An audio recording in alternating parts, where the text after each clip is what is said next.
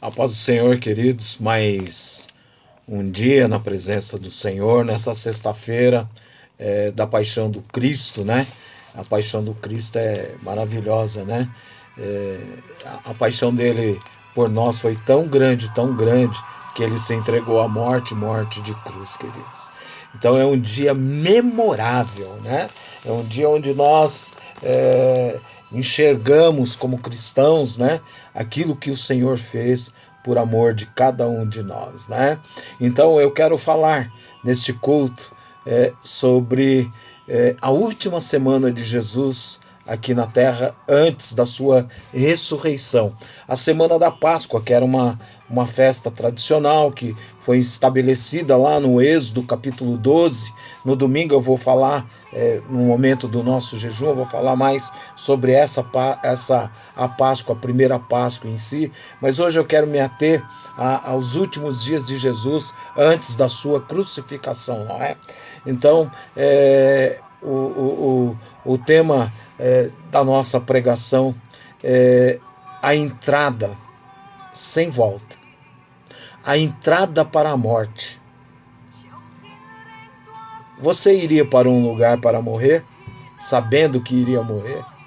Olha, difícil responder, né? Lógico que todos nós seres humanos, nós não queremos morrer. E se nós sabemos que vamos até a esquina, até uma padaria, ou até algum lugar que seja, e que nós vamos morrer, nós deixaríamos de ir. Mas Jesus não voltou atrás. Ele foi até o fim. E a palavra do Senhor em João 3,16 diz: porque Deus, o Pai, amou o mundo de tal maneira que deu seu único Filho, para que todo aquele que nele crê não pereça, mas tenha vida eterna. Oh, queridos, é maravilhoso saber como esse Deus nos ama, a ponto de entregar o seu único Filho para a morte. E esse Filho nos ama de tal maneira que obedeceu ao Pai e foi até as últimas consequências, até a morte. Dia maravilhoso de reflexão, de analisarmos. Nós vamos discorrer um pouco sobre essa última semana da entrega de Jesus, né? Começando no domingo, na sua entrada triunfal, a entrada sem retorno, sem volta. Nós vamos ver a profecia de Isaías, o profeta messiânico, se cumprindo há 750 anos aproximadamente antes da vinda do Cristo. Depois vamos ver lá em Zacarias, 500 e poucos anos também antes de Cristo, quando o profeta, no seu versículo 9:9, ele diz que o Senhor, que era para Sião alegrar-se, né? Eu vou ler aqui para você Zacarias 9:9. Alegra-te muito, ó filha de Sião. Exulta, ó filha de Jerusalém. Eis aí te vem o teu rei, justo e salvador, humilde, montado em um jumento, num jumentinho, cria de jumento. Oh, aleluia, nosso rei está vindo aí, olha que bênção, mas ele estava falando que o Messias viria, o Salvador viria, e nós já conhecemos o Salvador, nós sabemos que ele existe, ele está conosco, está entre nós, né? Através do seu Espírito Santo. E nós vamos refletir um pouco sobre essa vinda do Cristo, né? Então, que você possa entender e verificar como é bom, né? Nós conhecemos esse Deus que nos entregou o único Filho por amor de cada um de nós e nos salvou. Glória a Deus. Eu tenho certeza da salvação em Cristo Jesus e você tem que ter essa certeza, querido. Por isso, se você ainda não resolveu por Jesus, está distante dos caminhos do Senhor, este é o tempo, esta é a hora de se reconciliar com Cristo, é a hora da conversão, é a hora de voltar aos caminhos do Senhor. Então, perdão, irmãos, deixa eu tomar um golinho de água. Nós vamos ver que o Velho Testamento, que é a sombra do Novo Testamento, ele vem apontando para o Cristo que haveria de vir, padecer, ressuscitar ao terceiro dia, para nos dar vida e vida com abundância. Queridos, nós vamos ver tantas coisas que Cristo fez nesta semana, que uma pessoa com a sua morte declarada, sua sentença de morte já pronunciada, ainda teve tempo de orientar a humanidade, de fazer com que a humanidade pudesse ainda ser salva, pudesse se reconciliar com Ele. Que amor é esse? É incondicional. Esse amor ágape. Um amor de mão única. Que Ele nos ama, independente de nós amá-lo. Nós só podemos amá-lo porque Ele nos amou primeiro, querido. Glórias sejam dadas a Deus. Vamos orar? Deus Todo-Poderoso, ô Papai querido, Criador dos céus e da terra, que entregou seu único Filho por amor de toda a humanidade, Pai. Nós te pedimos nesse instante que o Teu Espírito Santo venha nos usar, venha iluminar a Tua palavra, Pai, que é revelada, para que nós possamos ter mais entendimento, Senhor, e sermos cada dia mais gratos, Senhor, pela Tua entrega, pelo Teu sacrifício. Por isso nós te bendizemos, purifica-nos, com brasas vivas do Teu altar, toca nos nossos lábios, que da minha boca não saia nada, Senhor, que não seja vinda do Teu Espírito Santo. Ô Senhor, tira todo impedimento para nós termos entendimento da Tua palavra. Fica com cada um que está assistindo agora este vídeo, Pai. Eu os abençoo na autoridade do nome de Jesus Cristo. Amém, queridos? Eu preparei para nós estarmos meditando na palavra do Senhor.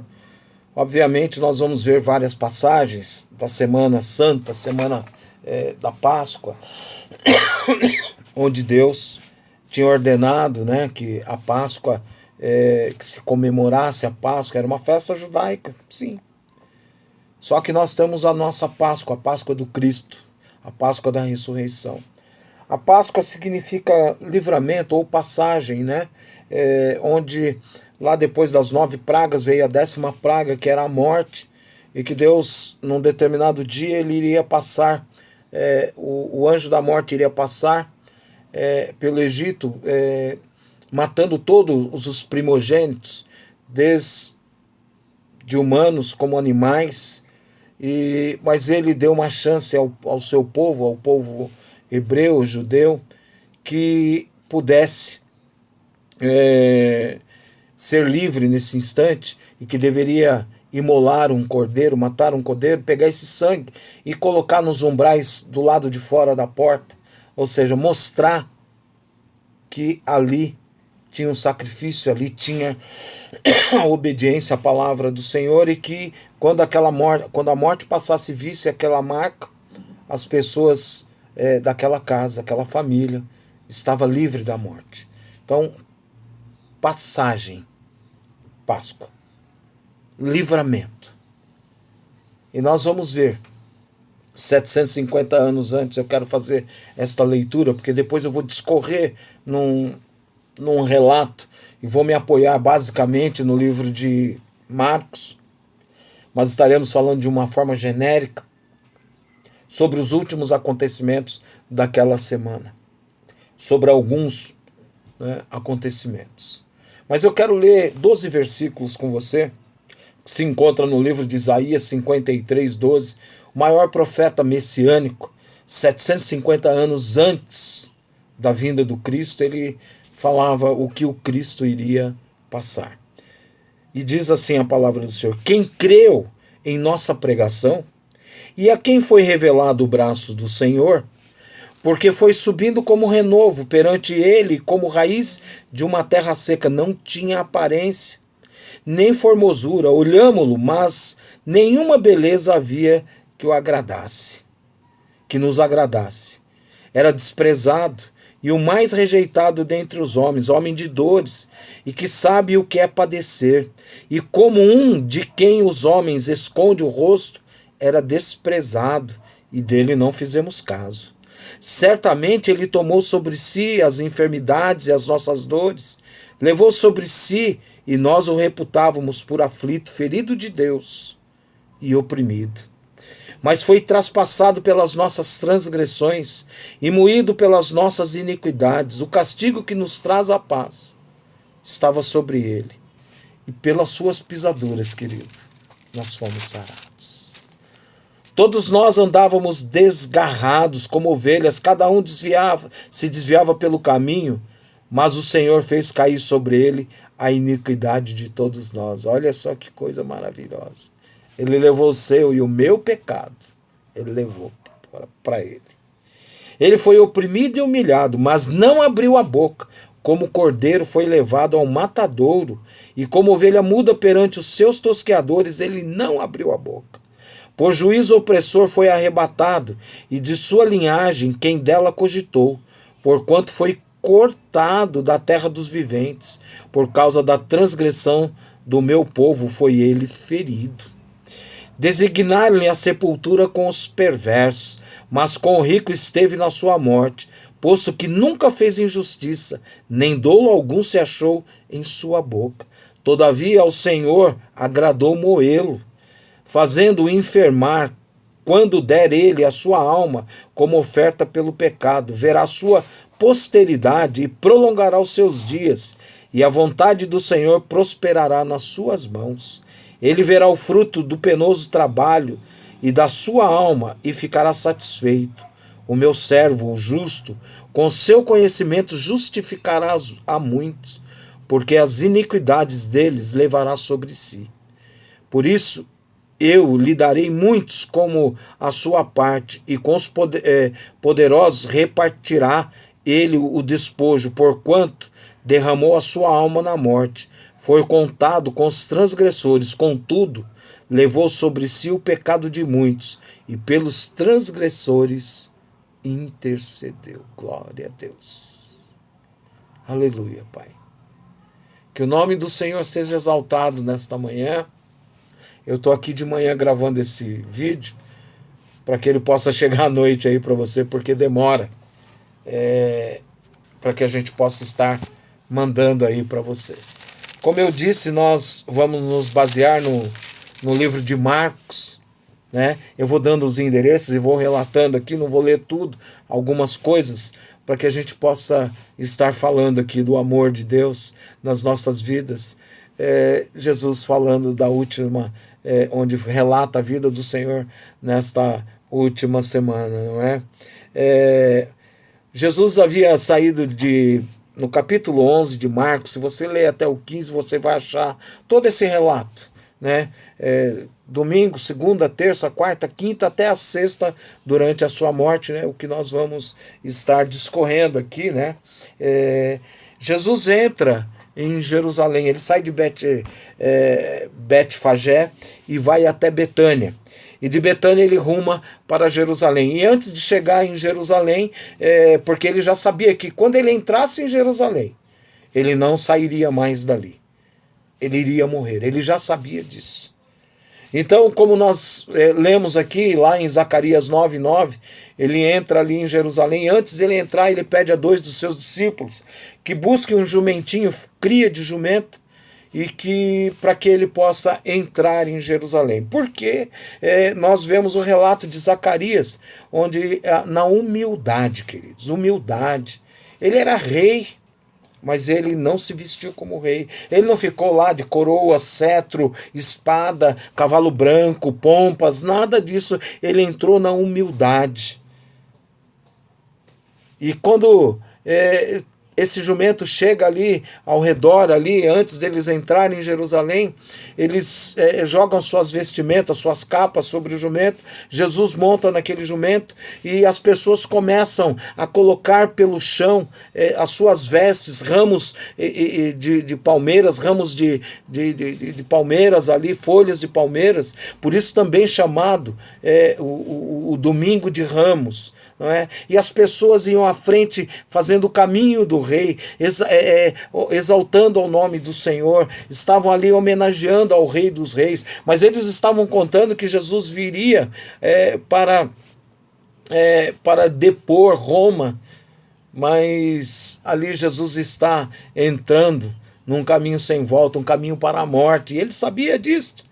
Então as pessoas vão ali o exaltando e gritando, uns na frente, outros atrás. Então Jesus estava cercado pela multidão e ele vai dizendo ali e vai colocando e vai entrando sem nada dizer, e as pessoas vão gritando: Hosana, bendito aquele que vem em nome do Senhor, glória a Deus. E nós vamos vendo que nessa passagem que está relatada em Marcos aqui, do que nós estamos falando, de 1 a 11a, nós vamos vendo que é uma entrada onde nós vamos vendo que ele entra e ali ele é levado, né, para Jerusalém. E quando nós vemos todas essa passagem, então Jesus é exaltado, o nome dele é glorificado, né? E nós podemos entender que o Senhor entrou para morrer no meu lugar, no seu lugar. Naquela noite Jesus foi para Betânia, voltou para Betânia, né? E Jesus, então, no caminho, passou a noite em Betânia, nesse domingo. Na segunda-feira, quando ele volta, ele vê uma figueira cheia de folhas. E ele estava com fome. Então a palavra lá em Marcos, do 11, do 12 até o 14, é aquilo que as pessoas falam, que ele amaldiçoou a figueira, porque ela tinha toda uma aparência bonita, cheia de folhas, mas ele vai até a figueira e não tem nenhum fruto. E então ele fala assim, no seu finalzinho: então lhe disse Jesus: nunca mais coma alguém fruto de ti. E seus discípulos ouviram isto. Olha só que coisa interessante, né? Quando Jesus entra em Jerusalém, ele vai até o templo. E aí, queridos, aí é importante nós ressaltarmos o que Jesus fez. A casa do Senhor estava contaminada pelos cambistas, pelos mercadores ali, e que estavam ali vendendo coisas ali, usurpando da casa de Deus. E o Senhor Jesus pega ali, diz as escrituras que ele pega um tipo de um chicote, né, um azorregue, ele pega ali e vai para cima daqueles cambistas e derruba tudo aquilo que estava ali, e ele sim fica indignado. Olha, é uma lição para nós, porque a primeira coisa antes de nós entrarmos na presença do Senhor, entrarmos no templo, é limpar a casa do Senhor, sabe? Ali ele está fazendo uma limpeza no templo. Eu quero chamar a nossa atenção, a minha, a sua, as nossas atenções, para que nós possamos, para entrar na presença de Deus, nos limparmos, querido. A palavra do Senhor lá em 1 de João 1,9 diz que ele é fiel e justo para perdoar pecados, se confessarmos esses pecados. Então aqui Jesus está, a primeira coisa é limpar a casa, arrependimento, liberar perdão, refletirmos nesse sacrifício que Jesus está fazendo e fez por nós, queridos. Então é importante, ele limpa e fala: esta casa é chamada de casa de oração, a casa do meu Pai. Então nós somos templo do Espírito Santo. Acaso não sabeis que o Espírito Santo intercede por nós com gemidos inexprimíveis diante do Pai? Então limpa a sua casa, limpemos a nossa casa, façamos a vontade de Deus, porque quando nós fazemos a vontade de Deus, porque o que ela é boa, perfeita e agradável, querido. Então é um poder emanado do Espírito Santo para as nossas vidas. Só o Senhor tem poder de perdoar pecados. Aleluia. Glórias sejam dadas ao Senhor. Então, nesta passagem onde o Senhor faz a limpeza do templo e está ali curando pessoas, está ali pregando a palavra do Senhor. À noite ele volta para Betânia novamente, né?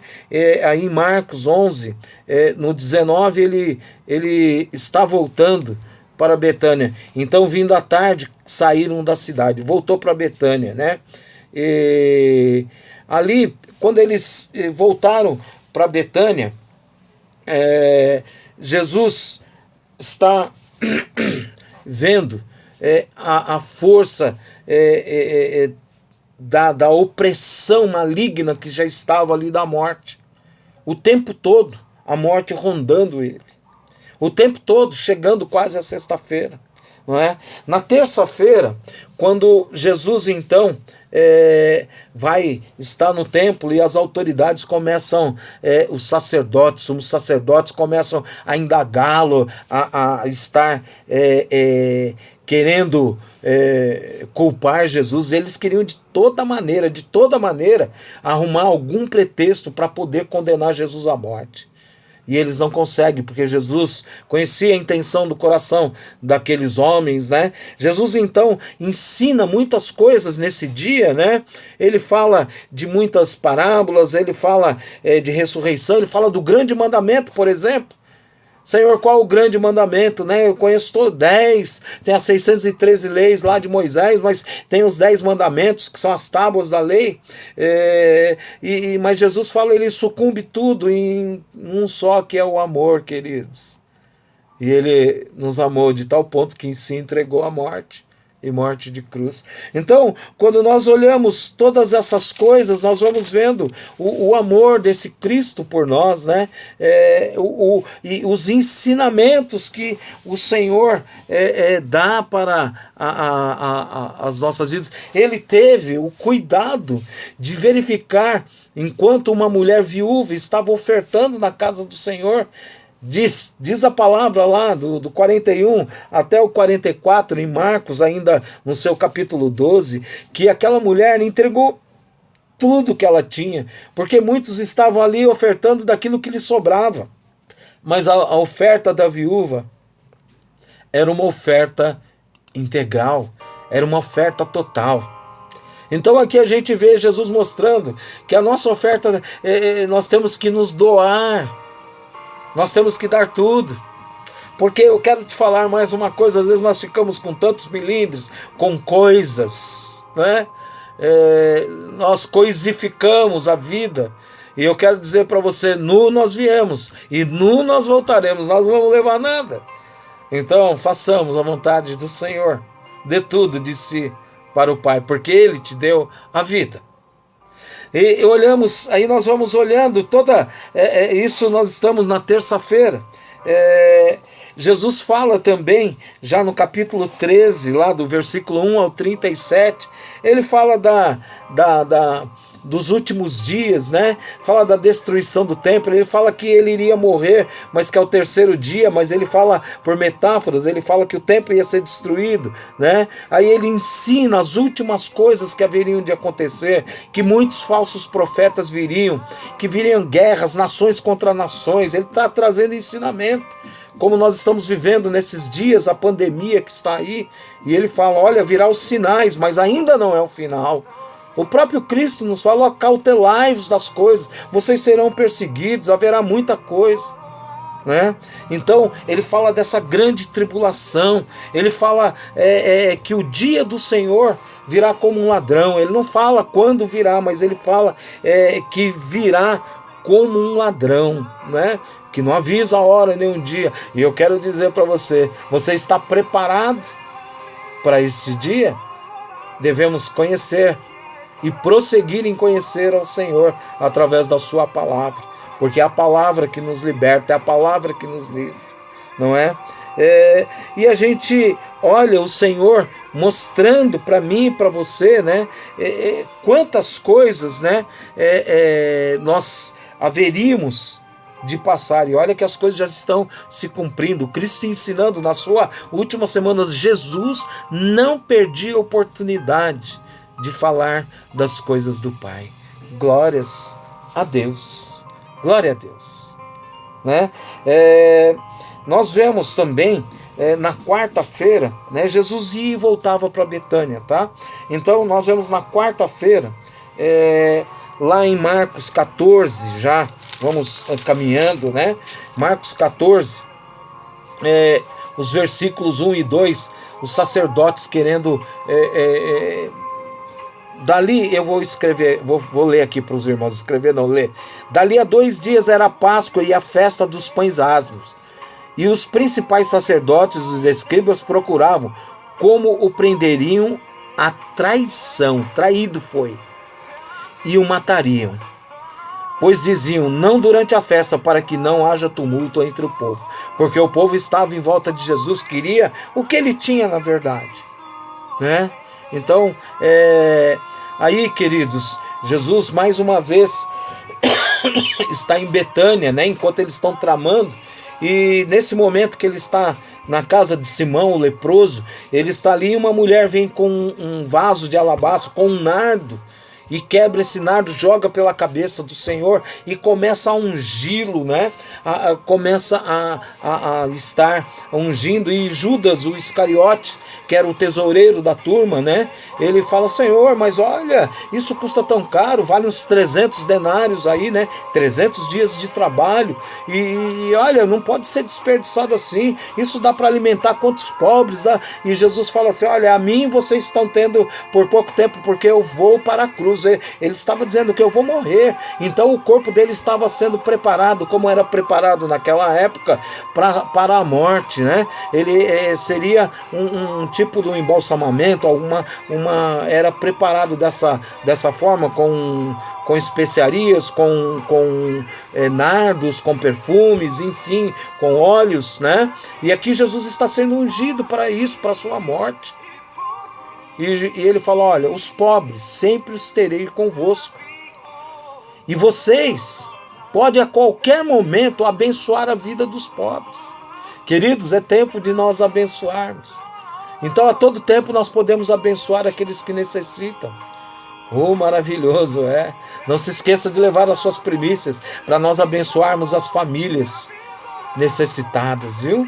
Não se esqueçam disso. Então Jesus está ali, e enquanto Jesus está ali sendo preparado para a morte, enquanto estão urdindo os sacerdotes, Judas, o diabo entra nele, e Judas vai procurar esses sacerdotes, queridos. Aqui no versículo 10, diz assim, do capítulo 14, diz, e Judas Iscariote, um dos 12, foi ter com os principais sacerdotes para lhes entregar Jesus, olha só, para trair Jesus. E eles, ouvindo, alegraram-se e lhe prometeram dinheiro, 30 moedas de prata, a gente sabe disso. Nesse meio tempo buscava ele uma boa ocasião para entregar. Já tinha feito o pacto lá, o pacto da traição. E agora ele estava vendo a maneira melhor de o trair, de o entregar. Queridos, meu amigo, que coisa, né? E aí Jesus tinha entrado em Jerusalém para a comemoração da Páscoa. Então os seus discípulos perguntam onde ele queria comer a Páscoa. E ele pede para 2 dos seus discípulos, né, que vão... Da festa, né, para prepararem a Páscoa.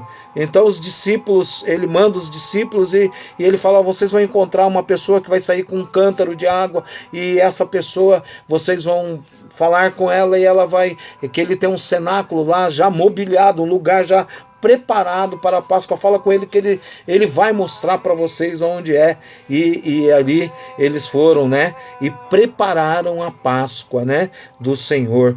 Então, logo depois disto, né, nós vamos vendo que o Senhor vai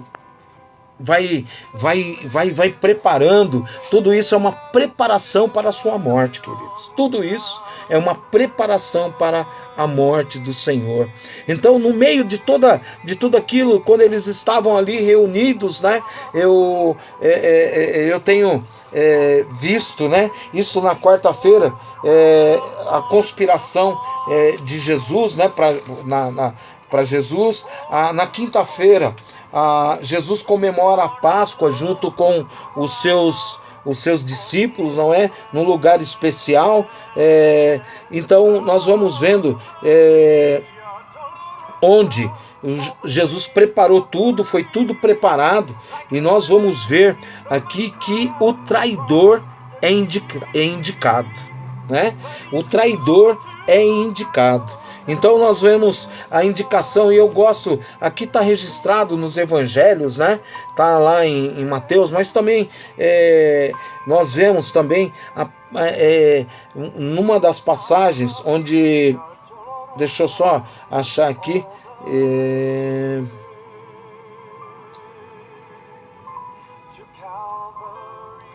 Jesus, então, é indicado o traidor. Em uma das passagens diz assim que João estava recostado no peito de Jesus e Jesus fala, eu vou morrer, eu vou ser crucificado e vou ser traído por um de vocês. Você imagina o burburinho entre os discípulos ali, como que estava a coisa. E Pedro pergunta para João quem é, mas o Senhor antecipa as coisas e fala, olha, aquele que eu molhar o bocado e der o bocado molhado, um pedaço de pão molhado, este é o que vai me trair. Que coisa, hein, queridos? A traição. Então ele pega aquele bocado de pão, molha e ele dá para Judas e fala para Judas, vai e faça logo o que você tem que fazer. Ou seja, vai lá e fala, conclua aquilo que você tem que fazer. Aí Jesus ministra a última ceia, queridos. A ceia que nós fazemos até hoje. Fazer isto em memória de mim.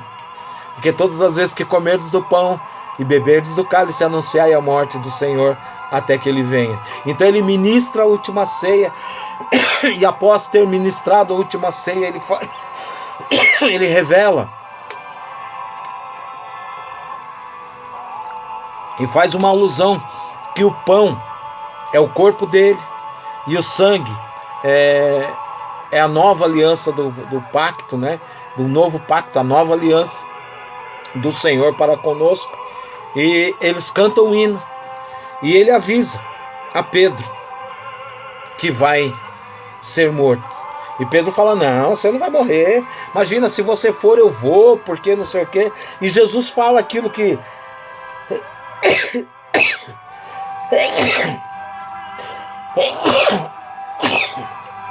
perdão, irmãos, e fala aquilo que nós já conhecemos, antes que o galo cante tu me negarás 3 vezes. E Pedro fala, não, imagina, né? Imagina, não vai acontecer nada disso. E eles partem para o Monte das Oliveiras. E no Monte das Oliveiras tem um jardim chamado Getsêmani, que eu chamo o Monte da Agonia, o monte da dureza, o monte de chegar. Muitas vezes as pessoas me perguntam por que nós vamos ao monte, né? E eu digo sempre que quando eu olho as posições de Jesus, quando ele se separava no jardim do Getsêmani, que era um monte ali no Monte das Oliveiras, um jardim lá dentro, e ele pega Pedro, Tiago e João, ele se separa, porque ele tinha que tomar uma decisão. E todas as vezes que ele tinha que tomar uma decisão muito, muito dura, ele se separava junto com seus discípulos. Ele se separava para falar com o Pai, para ter orientação. Que eu e você não precisa ir ao monte agora, mas você se separe para tomar as suas decisões. Não tome decisões precipitadas. Consulte ao Pai antes de tudo. Seja dirigido pelo Espírito Santo de Deus. Então Jesus vai ao Getsêmani e ele sobe lá com Pedro, Tiago e João e diz para eles, olha, vocês fiquem aqui vigiando, porque eu vou ali orar. Né? E Jesus ali começa a sua oração e ele está falando com Deus, porque ele sabia, ele estava sentindo as dores, a opressão do momento, a opressão da morte, a opressão de Satanás estava ali naquele lugar, queridos, estava sobre a vida dele, o peso. Lá em Gênesis 3,15 é a profecia se cumprindo, aquilo que Deus havia falado lá em Gênesis 3,15, quando ele já tinha determinado para Eva que Eva ia ter dores no parto e Adão ia comer do suor do rosto, e ali eles foram expulsos do paraíso e Satanás recebe a sentença que eu colocarei, diz o Senhor, inimizade entre ti e a semente da mulher, que é Jesus Cristo. Tu lhe ferirás o calcanhar, mas ela lhe esmagará a cabeça. Sabe o que é esmagar a cabeça? Jesus foi até o fim. Satanás pensou que ia prender ele lá na cruz. Mas você e eu, tantos nós, sabemos que isso não é possível, porque ele venceu a morte, embora nós estamos falando ainda na sexta-feira. Então a profecia está se cumprindo, aquilo que Deus falou estava sendo cumprido, está sendo aquilo que Deus já tinha falado lá está vindo aqui agora. Então ele está ali naquela angústia, naquela tristeza. E ele volta depois de 1 hora e encontra Pedro, Tiago e João dormindo e fala: vocês não podem nem vigiar por 1 hora. Queridos, muitas pessoas falam que estão orando, mas não vigiam. Quem não vigia dorme. Então eu te digo nesta manhã, vamos vigiar e só quem vigia que ora. Jesus volta lá e ali naquele momento, naqueles instantes que ele está ali naquela angústia, os seus vasos capilares estouram por dentro e ele começa já a transpirar gotas de sangue, querido. Olha a agonia que aquele homem, o estresse agudo que aquele homem estava sentindo, as dores que ele já estava sentindo antes mesmo da morte. E num desses momentos ele fala ao Pai: Pai, se possível, afasta de mim esse cálice. Se possível que eu não seja crucificado, mas contudo, Senhor, não seja feita a minha vontade, faça-se a tua vontade. Ele pisou na cabeça de Satanás aí, porque a vontade do Pai era que ele morresse por amor de mim, de você. Aleluia. Ora bachere andarás, ricalabachore andarás e comanais. Deus é por ti, queridos. Ele não desistiu de você. Não desista de Deus, volte-se para o Senhor. E volta pela 3ª vez e ele fala: não é possível que vocês ainda estão dormindo. Então vamos embora, porque o traidor está chegando. O Cristo vai padecer, vai ser entregue. Esta é a quinta-feira da paixão do Cristo, a última ceia. Então, quando nós estamos olhando, e eu gostaria de só fazer um retornozinho, antes de Jesus avisar Pedro, porque só se encontra no Evangelho de João, Jesus, antes de ir para o Getsemane, tá? Eu estou voltando um pouquinho para você se lembrar. Ele faz aquilo que nós chamamos a lavagem dos pés dos discípulos. Ele pega uma bacia com água, uma toalha, e vai lá e se ajoelha ali e lava os pés dos discípulos, dizendo: olha, vocês devem servir uns aos outros, independente de vocês ser maior, menor, vocês para mim são todos iguais. Aquilo que eu estou fazendo aqui, faça. Então que nós sejamos servos. Eu quero ser teu servo, meu querido. Seja servo do Senhor e servo de todos nós. Sejamos servos uns dos outros. Então, quando olhamos, né, depois de tudo isso, Jesus já no Getsemane ali, Jesus é preso. No momento que vem aquilo dali, ele fala: vocês não precisam vir com pau, com pedras, com armas. Vocês me viram tantas vezes no tempo, por que não me prenderam? Estão me prendendo por quê? Não tinha motivo para prendê-lo, não tinha justificativas. Mas eles levam Jesus preso. Mas como que é identificado? Era de noite, estava de madrugada, escuro. Judas já havia dado o sinal da traição, um beijo. Então Judas se aproxima de Jesus e o beija. Então os guardas entram no tropel e pegam Jesus e o manietam e o prendem. E nesse interim, Pedro saca da sua espada e um dos evangelhos diz que ele corta a orelha de Malcom, um dos soldados. Mas Jesus assim ainda teve tempo de fazer um milagre, queridos. Muitos dizem que a primeira operação plástica, Jesus restitui a orelha ao seu devido lugar. E Malcom é curado ali naquela hora. E o Senhor fala para Pedro: Pedro, não é com violência, Pedro. Não é desta forma. Não é desta forma.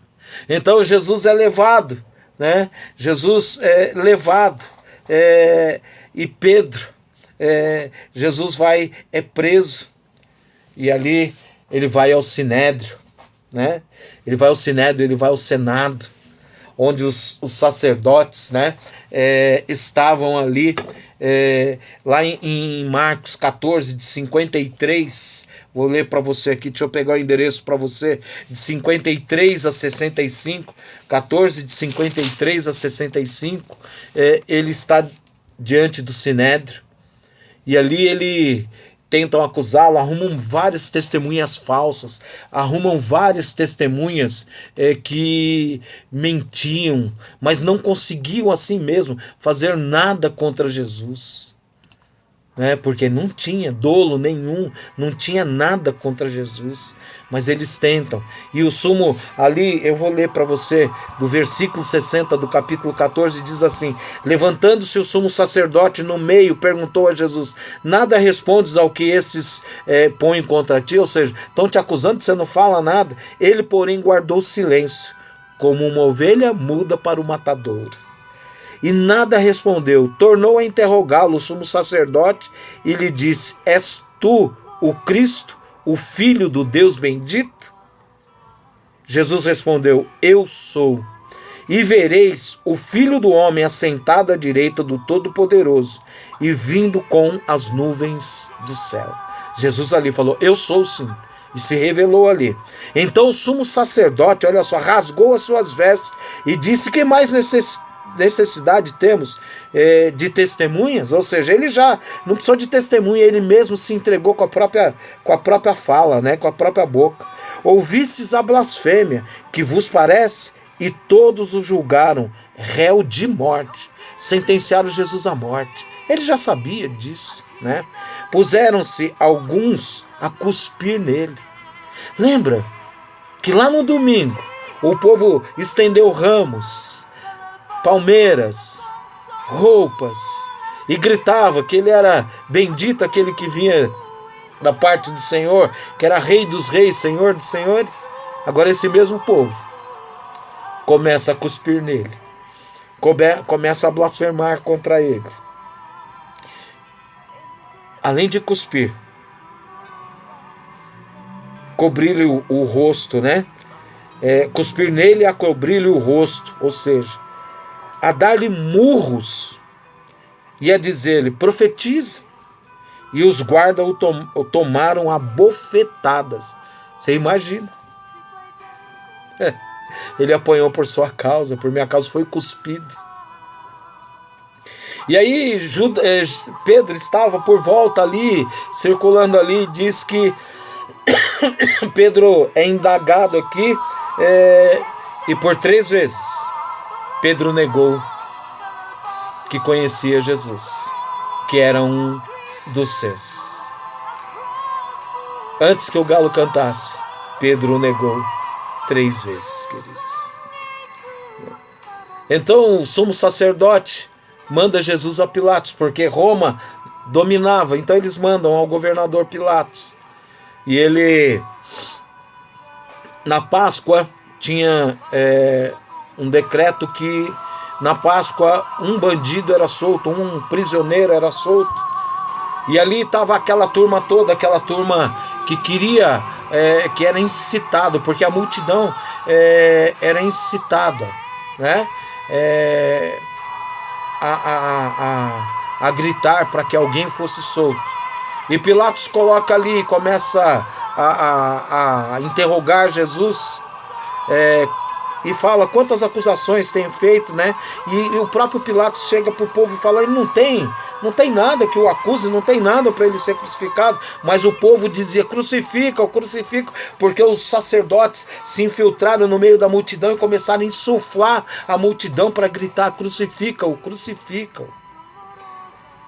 Então Barrabás propôs ali e falou assim: olha, então tá aqui, Pilatos, desculpe, colocou um ladrão, salteador, Barrabás, e colocou Jesus e falou: então vocês escolham. O que foi escolhido por vocês eu vou soltar para agradar a multidão. E lava suas mãos. Aí é problema de vocês, eu não tenho mais nada a ver com isso. É vocês que estão crucificando, não sou eu. Eu vou fazer a vontade do povo. Porque tem um ditado que diz que a vontade a vontade de Deus, a vontade do povo, mas não importa. Quero dizer para você, Pilatos lavou as mãos, mas você e eu não podemos lavar. Nós temos que estar juntos com Cristo, até a morte.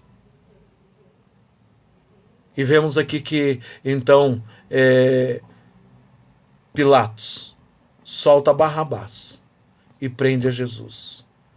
Jesus, então, recebe uma coroa de espinho, queridos, na sua cabeça, recebe uma vestimenta de púrpura, como diz a palavra, é entregue aos soldados, e esses soldados depois colocam uma inscrição, Jesus Nazareno, Rei dos Judeus, que é aquele INRI que está escrito em cima, que depois é pregado lá na cruz. E é por isso que ele está sendo crucificado, é por isso que ele está sendo morto. Essa era a acusação. Por ter feito bem para tantas gente, ter feito milagres, ressuscitado o filho da viúva de Naim, ressuscitado Lázaro, multiplicado pães e peixes, libertado pessoas da possessão demoníaca e tantas outras coisas que nós sabemos. Estava sendo decretada a sua morte, mais uma vez. E ele é levado pelos soldados, 39 chibatadas. Sabe o que é isso, queridos? Na ponta dos chicotes tinham como se fossem anzóis de osso. E conforme entrava na carne, arrancava a carne do Senhor. Então era batido nas costas de Jesus e arrancava, e as suas vísceras ficaram aparentes. Ele já estava perdendo todo o seu sangue. Então vemos aí depois de tudo isso, ele é conduzido pela via dolorosa, pela via da amargura. Oh, queridos.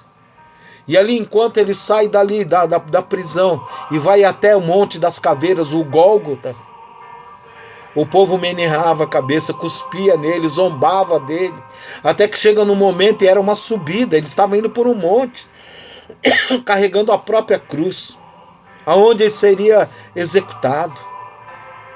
Mas ele não olhou para trás, queridos. E tem uma passagem que o próprio Cristo fala que aquele que põe a mão no arado não torne para trás. Cristo colocou a mão no arado por amor de mim e de ti, e permaneceu e continuou firme até a sua morte, querido. Então eu quero dizer para você que ele foi cuspido, então ele chega ali às 9 horas da manhã, é preso com cravos enormes. As suas mãos são esticadas, sabe? Esticadas com cordas. Ele é fincado nas mãos e nos pés com os cravos. É levantado ali. Dos seus lados tinha 2 ladrões. O que a gente diz ladrão bom e ladrão mau. Estava ali, tantas coisas estavam passando, e muitos diziam: se tu és o Cristo, salva-te a ti, salva nós também. Dizia ali: se você é o Salvador, saia daí, se você não sei o que, saia daí, então se salve. Estava sendo usurpado, blasfemada a palavra do Senhor. Mas, queridos, eu quero trazer à nossa mente que ali naquele momento de crucificação ele teve tempo para muitas coisas. Uma delas é que um ladrão falou: se tu és o Cristo, salva-te a ti, a nós também. O outro falou: não, querido, ele não cometeu mal nenhum. E ele fala assim: Senhor, sabe o que significa Senhor naquela época? Tu és Deus. Senhor, lembra-te de mim quando tu entrares no teu reino. Lembra-te de mim, lembra, Senhor, de mim. Ou seja, eu estou arrependido. O arrependimento nos conduz a Cristo, para que Ele possa nos perdoar e nos salvar. Então, Cristo fala ainda, tem a possibilidade, já tinha o sangue quase todo esvaído. E Ele diz para o ladrão, aquele malfeitor, como diz lá que no meio de malfeitores ele estaria, Isaías 53:12. Diz: ainda hoje estarás comigo no paraíso. Oh, meu querido. Sabe, ele diz, uma das outras frases, ele diz: tenho sede. E aproximaram-lhe uma esponja cheia de vinagre. nas suas últimas forças, ele reúne as suas últimas forças e meio que levanta a cabeça, os seus olhos já todo ensanguentado por causa daquela coroa de espinhos, sangue derramado, machucado, com as suas feridas, querido. Ele estava ali moído, ultrapassado, como a palavra lá em Isaías, sabe? E ele juntou suas últimas forças, olhou para mim, olhou para você, que estávamos ali acusando ele, a nossa iniquidade, o nosso pecado estava sobre ele. Mas pelas suas pisaduras nós fomos sarados, sabe por quê? Porque ele ainda roga ao Pai por amor de ti e de mim, e ele diz: Pai, perdoa-lhes, porque eles não sabem o que fazem. Nós fomos perdoados ali na cruz, querido.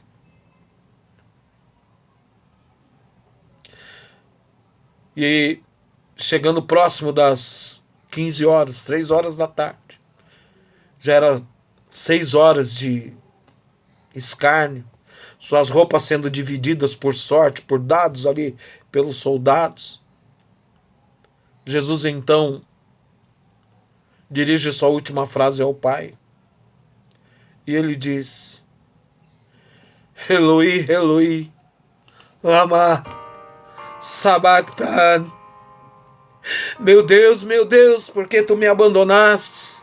E ainda assim, nesse final, muitos estão dizendo que ele está clamando para Elias e tal, mas ele estava falando com o Pai, e acaba suas forças e se esvai, e ele expira e morre. Vem um soldado para verificar se ele estava morto e fura o seu lado, e ali sai água misturada com sangue. Jesus havia morrido, querido, por amor de mim e de ti. Sexta-feira, a paixão do Cristo, a paixão da morte e morte de cruz. Creia, eu não tenho mais condições de continuar. O Senhor morreu por você. Entenda isso. Diz que quando ele expira, porque já houve trevas, e quando ele expira há um terremoto, e a terra se fende, a sepultura se abre dos santos, e muitos mortos são ressuscitados. E um dos soldados ali, um dos comandantes diz: verdadeiramente, este era o Cristo de Deus. Esse é o nosso Cristo, o nosso Salvador. Pense, quanto amor, quanto sacrifício, quanta entrega. Pelas suas pisaduras eu quero encerrar. Nós fomos sarados. Aleluia. Que você possa se entregar cada dia mais ao Senhor, se converta. Esteja com o Senhor, hoje e sempre. Em nome de Jesus. Seja abençoado. Jesus te ama. Acho que deu para você perceber. Eu também te amo. Um forte abraço daquele que te ama em Cristo Jesus. Amém. Recebei a bênção. Que o Senhor vos abençoe e vos guarde. Que o Senhor faça resplandecer sobre vós o seu rosto e vos dê a paz.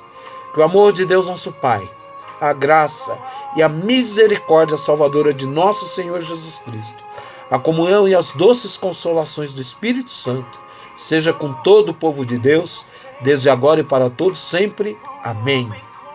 Pode aplaudir ao Senhor aí. Recebe um abraço dele. Não se esqueça.